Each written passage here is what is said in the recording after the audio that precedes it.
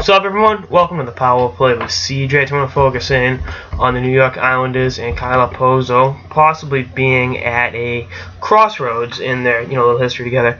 Okposo's deal. I just looked at this. 5 years, $14 million. He signed in 2011. That's been a bargain. Particularly for a guy that 2 years ago in 2013, 2014 had 69 points in 71 games, was essentially a point-a-game player, and was still left off the U.S. Olympic team, which I think is more of an indictment of how stupid USA hockey is, as opposed to anything against Mr. Okposo. Again, I like the kid's game.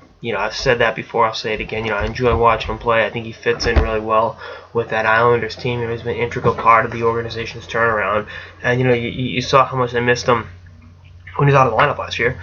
He can shoot the puck really well. He's an underrated shot. He can facilitate very well, and he again is just a great all-around player that is a first-round pick in that really kind of underrated 2006 draft class. But we'll talk about that another day. I can't get enough watching this kid play.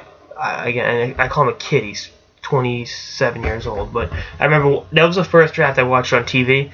Was when he was drafted out of the Des Moines Buccaneers, and the Islanders took him 6th or 7th overall. That kind of draft always has kind of a special connection with me. But I think they're going to re-sign him. I think a deal gets done.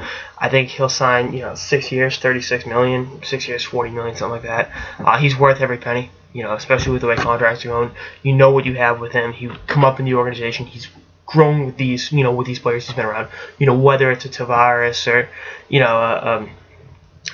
guys of that, ilk. And you just look at the way that they've all kind of come together, and have been built towards a, can turn into a contender. And next year going to Brooklyn, they're going to get a new fan base to a certain degree. And I look for him, to be at the forefront of it. If they don't get a deal done, I wouldn't trade him. I'd hold on to him. You expect to compete next year. So what? He's on a free agent. You do what you can to re-sign him, but you don't panic in those moments. I think that's the best advice the Islanders can get. And again, watching this nucleus come together after struggling for a long time. Guys coming up through the organization, whether it's the aforementioned Tavares and Okposo, whether it's Ryan Strome, needing the year in the most of last year in the AHL to come in and be a really good NHL player. Brock Nelson out of Dakota, guys like that really helping the Islanders go from the laughingstock of the league to a team that's a force in the Eastern Conference. And you look at the work that Garth Snow has done to put reps and pieces around them from the outside, whether it's trading for and signing Yaroslav Halak, trading for and signing a Nick Leddy and a Johnny Boychuk.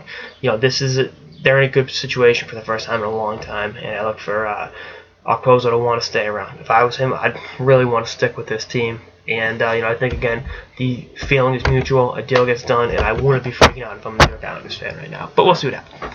Anyway, that's on this episode of the Power Play with CJ. Stay tuned for more episodes throughout the final for the off season and beyond. Later, guys. That's how much I miss hockey. The final is still going on. We're at game 15.